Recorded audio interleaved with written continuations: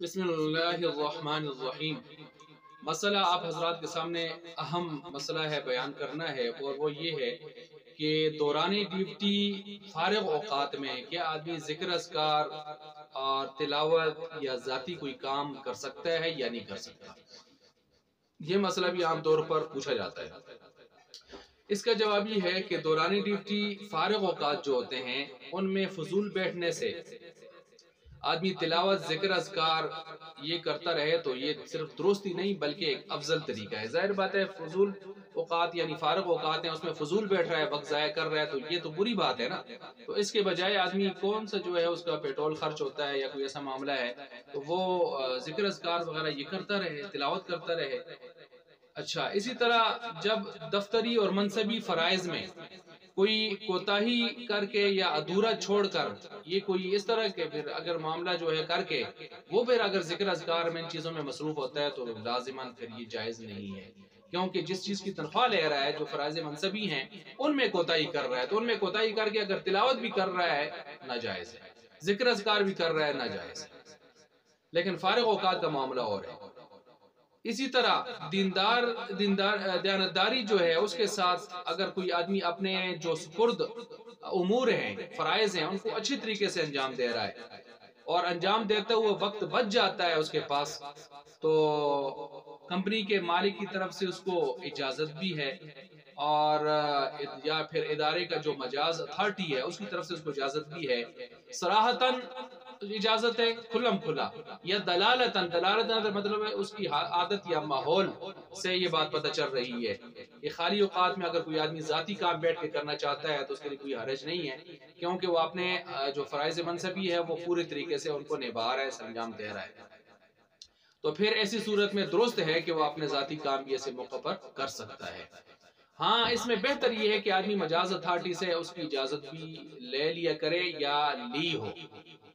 پہلے سے، تو اس طرح کی ترتیب ہو تو صراحت ہو جائے تو زیادہ بہتر ہے، لیکن نہ بھی ہو۔ مثلا ایک آدمی کالج میں جا رہا ہے، اسکول میں جا رہا ہے، وہاں پر پڑھا رہا ہے، اپنے پیریڈ وغیرہ لگا رہی ہے اور کوئی انتظامی کام اس کے سپرد ہے وہ بھی کر چکا، اب بیٹھتا ہے، اپنا لیپ ٹاپ ہے، کوئی اپنا لکھنا چاہتا ہے، کوئی آرٹیکل لکھنا چاہتا ہے تو فلاں، تو یہ عام طور پر اس کی روک ٹوک نہیں ہوتی، کوئی اس کو ملامت بھی نہیں کرتا کہ آپ یہ کام کیوں کر رہے ہیں اسکول میں کالج میں،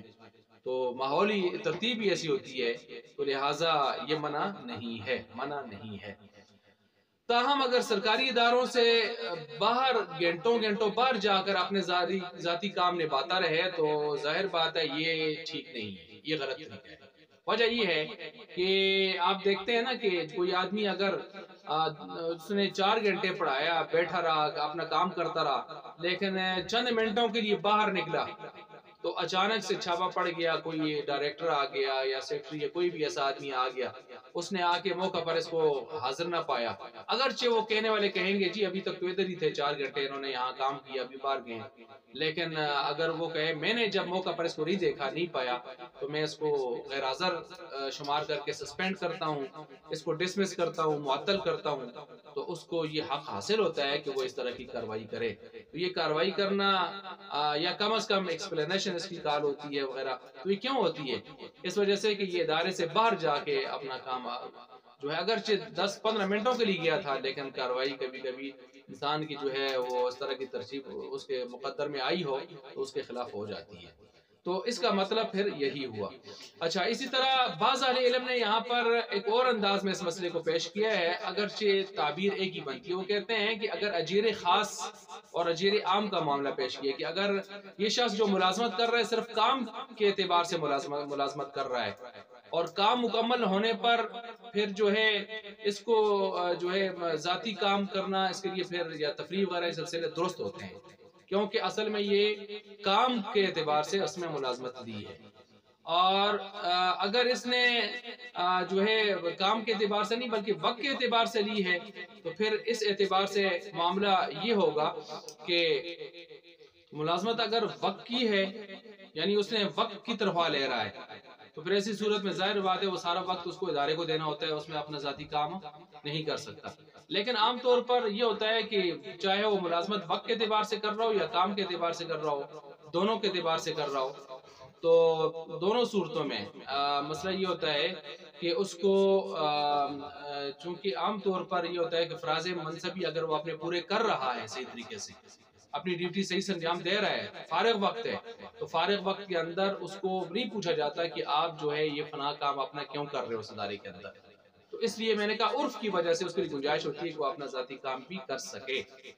اب یہاں پر ایک ذیلی بات آ گئی آپ کے سامنے، وہ یہ ہے کہ دو قسم کے ملازم ہوتے ہیں، ایک کو کہا جاتا ہے اجیر خاص، ایک کو کہا جاتا ہے اجیر عام. اجیر مزدور ہو گیا، ملازم ہو گیا، اور یہ دو قسم کے ہو گئے، اجیر عام، اجیر خاص.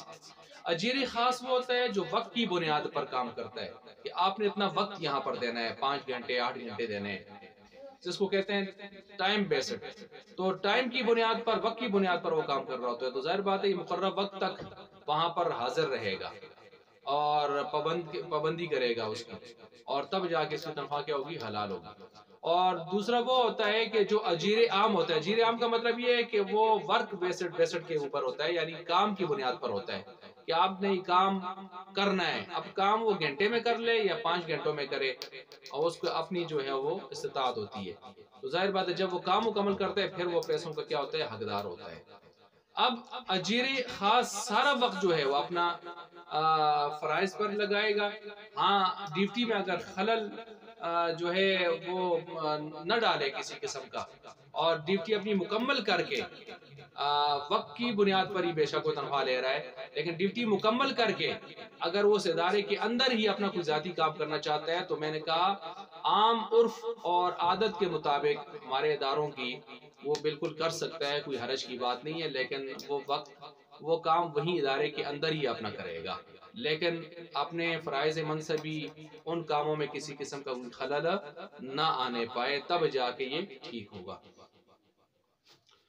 اچھا یاد رہے کہ یہاں پر یہ ہمارے ہاں جو سرکاری ادارے ہوتے ہیں ان میں جو ملازم کام کرتے ہیں،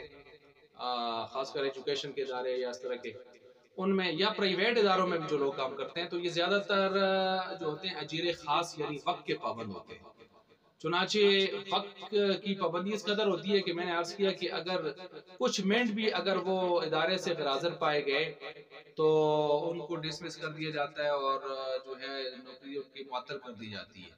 لیکن اگر ادارے کے اندر رہتے ہوئے وہ کام اپنا صحیح نہ کر پائیں اور غفلت کریں اس میں، تو ان کو ڈسمس نہیں کیا جا سکتا. البتہ ان کی ایکسپلینیشن آتی ہے یا ان کو ٹرانسفر ان کی کر دی جاتی ہے، تنبیہ کی جاتی ہے،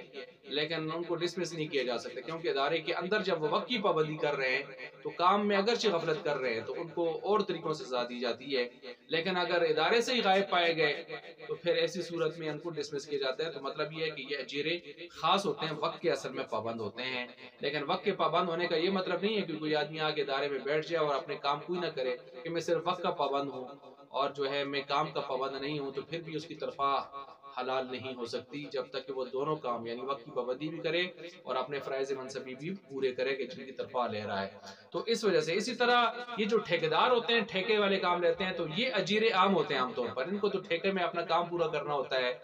اور کام چاہے وہ مہینے میں پورا کر لیں یا 3 مہینے میں پورا کر لیں، وہ ان کی استطاعت تک ہوتا ہے، ان کی طاقت تک ہوتا ہے. البتہ اس میں یہی ہوتا ہے نا کہ اگر کوئی 3 مہینے تک ٹھیکہ دیا ہوا تھا میعاد کہ آپ نے کام کرنا ہے، وہ 3 کے بجائے 4 پر چلا گیا، تو پھر بھی اس صورت میں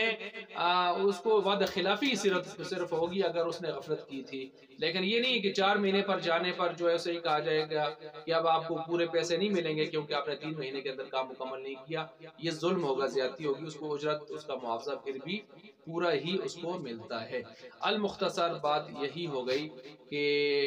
فارغ اوقات کے اندر چاہے وہ اجیر خاص ہے یا اجیر عام ہے، اگر وہ فرائض منصبی اپنے پورے کر چکا ہے اور فارغ وقت ہے، تو فارغ وقت میں وہ ذکر، اذکار، دعائیں، اپنی تلاوت